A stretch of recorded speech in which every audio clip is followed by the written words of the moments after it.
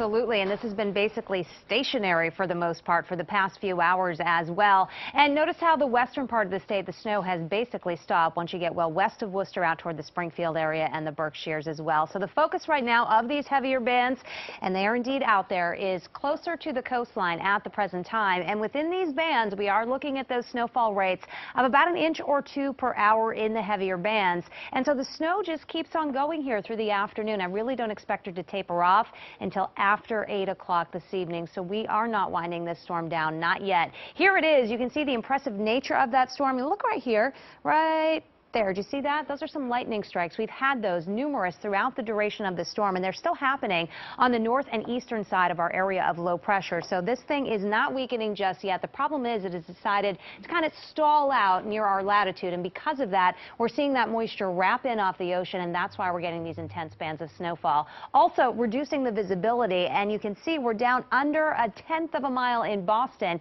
in that heavier snow band. I want to show you what it looks like. We're looking from CityCam, and you can make out just a couple buildings. You can't really see anything in the distance. The temperature is just 15 degrees right now, and those winds are out of the north-northwest at 20, and so they are giving us a wind chill near or below zero in some communities. So there's that heavy snow band, and notice over the past 30 minutes or so, the intensity has let up a little bit in the city of Boston, but it is still quite heavy up toward Manchester by the Sea, and this band does extend south to some of our communities south of the city around Dedham, stretching down 95 into Walpole and down toward Mansfield as well. So those bands of snow are still out there. We're going to continue to see them through mid-afternoon or so, about 3 o'clock. But notice as we get toward about 6 o'clock this evening, we're letting up the snow Metro West Worcester County. The focus becomes the coastline, and after about 8, 9 o'clock tonight, we really start to shut down the snow. So we are not done. Many communities have seen over 20 inches of snow.